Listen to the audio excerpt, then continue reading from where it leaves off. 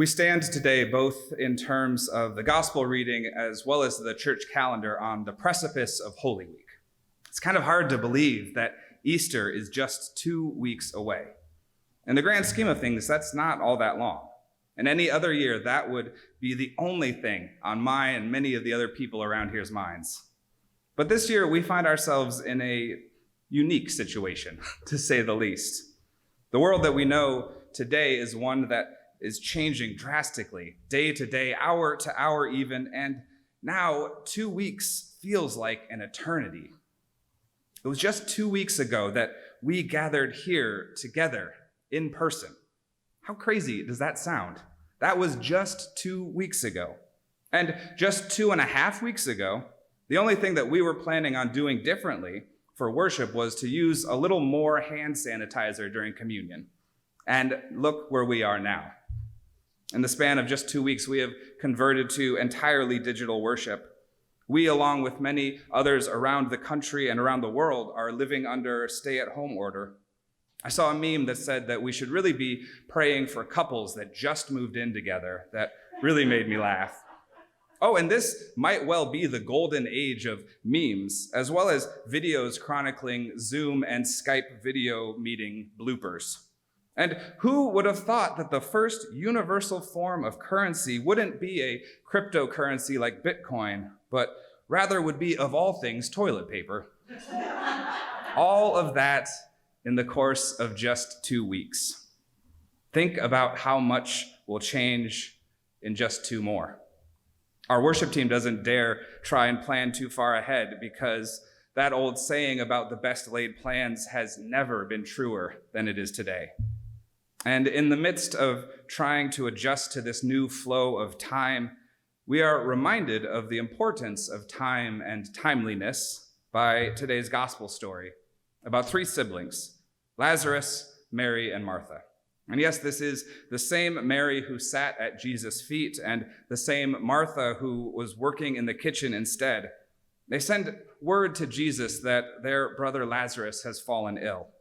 But rather than heading straight to them to cure Lazarus, Jesus decides to stay where he is for another 2 days. And when he arrives in Bethany, he finds that Lazarus has been dead for 4 days. Now remember that detail, 4 days, because it's important and we're going to get back to it in a minute. When he arrives, first Martha, followed later by Mary, come to him, and in what I can only imagine is this confusing mix of anger and sadness, they both say to him, "Lord, if you had been here, my brother would not have died." Now, Jesus doesn't apologize for his lateness or even really offer any words of sympathy. Instead, he responds to Martha by telling her that her brother will rise again. Martha replies by saying, "Yes, Lord, I know. I know that he will rise again in the resurrection on the last day." Finally, after all of these stories of Jesus speaking in these veiled and confusing metaphors about things like living water and bread from heaven and being born again, and all those times that people took him literally, finally, somebody gets it. Somebody understands what Jesus is trying to tell them. Oh, wait, you mean he's actually being literal this time? He's not talking about a far distant resurrection on the final day, but intends to raise Lazarus here and now? What the heck? I'm starting to think that Jesus actually just likes messing with people. Before we go on too much farther into the story, let's get back to that 4 days part that I told you to remember. What's the significance there, you might ask? Well, to explain, I need to tell you about a scene from one of my favorite movies, The Princess Bride. Wesley had been, and spoiler alert for those of you who haven't seen it, and if you haven't, maybe take some time during this quarantine to remedy that tragedy. Anyway, Wesley had been left for dead by Count Rugen, and Inigo Montoya takes him to Miracle Max to see if there is anything that could be done to save him. After some convincing, Miracle Max takes a look and discovers that Wesley is only mostly dead, as opposed to being all dead, of course. Because, you see, mostly dead is still slightly alive. So, with the help of a chocolate-covered magic pill, they are able to bring Wesley back to life. Now, what does this have to do with Lazarus? Well, in the Jewish culture, it was believed that the spirit of the deceased lingered near the body for 3 days. But after those 3 days, the spirit had moved on to the next life, which means that when Jesus finally arrived on the 4th day, Lazarus was no longer mostly dead. He was all dead. Now, if Jesus had shown up a day or two earlier and told everyone that he was going to raise Lazarus from the dead, that would have been impressive, but still definitely in the realm of the plausible, since he was only mostly dead. But now that he was all dead, no way. Not gonna happen. But lo and behold, Jesus defies the doubters. He calls for Lazarus to come out of the cave in which he is buried, and he actually does, to the shock and amazement of everyone present. Jesus actually brings Lazarus back to life. Ultimately, this is the last straw for the Jewish authority. His healings, other miracles, the casting out of demons, even when done on the Sabbath, that's one thing. But resurrection of the dead, that's a whole new ballpark. It was this miracle that ultimately led to the story that we will hear over the next 2 weeks as we travel from triumphant entrance to upper room to cross to empty tomb. But there I go, getting ahead of myself again, because there is still more to unpack in this story, or should I say unwrap. Now, Jesus says to the crowd, I know that one made me groan too. Jesus says to the crowd, unbind him and let him go. For centuries, this passage has been used as a model for pastoral and community care. Jesus is the one who gives Lazarus new life, who restores him in body, mind, and spirit, and then Jesus turns his care over to those who are around him. Because although he has been raised from the dead, his journey back into the land of living is not over. He is still bound by those pieces of cloth that were used to wrap his body up for burial. And even once all of those are removed, he will need to be clothed and most likely will need something to eat and drink and take a shower. Given the current state of living, how many of you can relate to Lazarus? How many of you relate to that feeling of being bound or restrained or constricted? I know that I felt a sudden tightness around me as I listened to Gavin Newsom issue the stay-at-home order last week. And I feel this jolt of restraint run through my body every time I see someone I know, and I have to fight my natural impulse to embrace them. I have to lock my arm at my side to keep from reaching out to take their hand.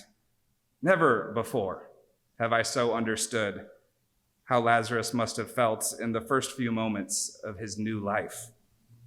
And I say all of this knowing, of course, the importance of the precautions that we are taking, about how social distancing, isolation, self-quarantining are vital steps that need to be taken if we are going to flatten the curve and give our medical providers a chance against this outbreak. So please don't misunderstand me there. I'm just acknowledging that this new way of being in the world is not my favorite. In fact, it's really hard and I kind of hate it. And you know what? Being honest about what we're feeling right now, checking in with ourselves, monitoring our emotions, that is exactly what we should be doing.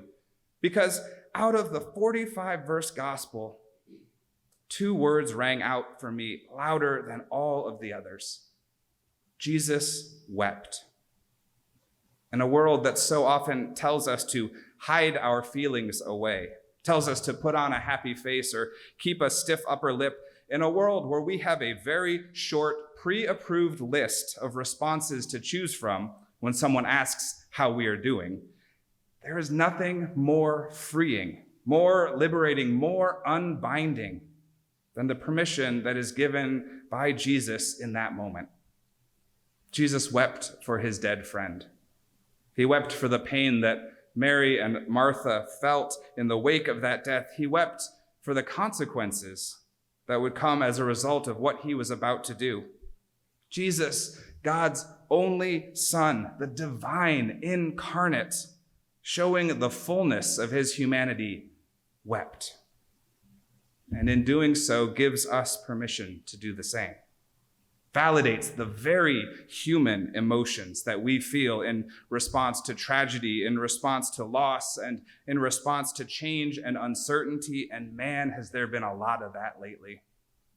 No matter what you might be feeling in response to the current state of affairs, whether you are fearful for your own health or that of someone you love, scared about finances or job security, elated about the break from school or work, bored out of your mind being stuck at home, on the verge of blowing up at your roommate if they click that spoon against their teeth while they are eating just one more time.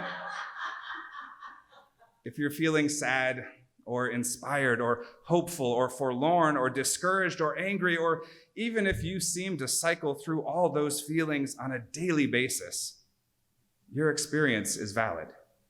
Those feelings are valid, and you are allowed to feel them. Now, I say this not to depress or discourage you, but simply in an attempt to remind you to be kind to yourself. In the midst of all of this nebulous, free-floating anxiety and uncertainty and fear, be kind to yourself. Afford yourself grace, the same grace that God freely offers to us. Be gentle with yourself and with others as we navigate these uncharted waters. And remember the power that God has to transform death into life. God is able to bring forth new life from even the darkest of tombs, to breathe new life into the driest of dry bones. And we are called to be caretakers of that life, to care for ourselves as well as for others, to unbind and clothe and feed one another, to live out God's call to love one another. And I see that call being lived out every day on the news and Facebook and Twitter. They're all filled of wonderful examples of people finding creative ways to unbind and care for each other during these unprecedented times. Grocery stores with certain hours that they are open only to our elder saints, so that they may shop more easily and without as much fear. People in lower risk groups like Bethlehem's college students, offering to deliver groceries and medicine and other essential supplies to those who are stuck in their homes. Car rental companies lowering the age limit to rent a car so that stranded college students can make it home, and storage facilities offering free storage so that they have a place to keep all their stuff. Small distilleries, this is one of my favorite, changing their production methods to make hand sanitizer instead of liquor, and then in turn giving it away for free. People writing encouraging messages on the sidewalks in colorful chalk, people handing out toilet paper on the street corner, schools and charities providing food to hungry people. Despite all of the ways that this crisis has separated us and distances us from one another, we are coming together in truly amazing ways. We are caring for our neighbor in unprecedented and surprising and inspiring ways. We are finding new ways to be in community with each other, new ways to be church together, new ways of being the body of Christ on earth. All that in just 2 weeks. Imagine what we'll be able to do in just 2 more. Amen.